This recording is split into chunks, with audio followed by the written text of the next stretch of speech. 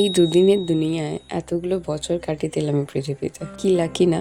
High, আমি বিদিশা। সেদিন ছিল আমার জন্মদিন। প্রত্যেকটা মানুষের মতোই আমারও খুব এক্সাইটমেন্ট ছিল আমার নিজের জন্মদিন নিয়ে। জন্মদিনে আমরা যতটা আনন্দ হই, এটা কিন্তু মনে করিয়ে দেয় আমাদের হাতে আরও 1 বছর সময় কমে গেল। কিন্তু সেই সমস্ত কিছু ভুলে আমরা বর্তমান নিয়েই বাঁচতে চাই। আমি মনে করি প্রত্যেকটা জন্মদিন আমাদের একটা সুযোগ দেয় নিজেকে বদলানোর, নিজেকে নতুন করে চেনার, জানার, নিজেকে আরও নতুনভাবে তৈরি করার।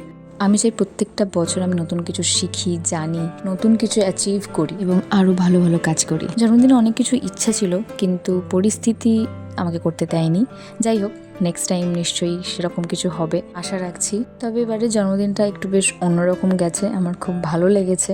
এই বছরটা আমাকে অনেক কিছু শিখিয়েছে, অনেক কিছু অ্যাচিভ করেছি।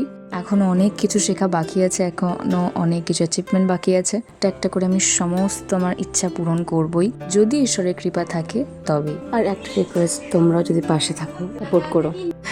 তো এবছর আমি 3টে কেক কেটেছি, জাস্ট অবাক আমি।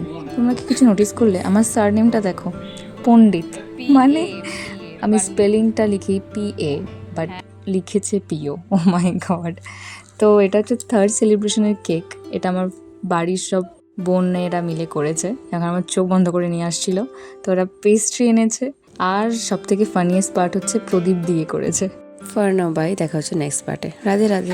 প্রদীপ দিয়ে আমি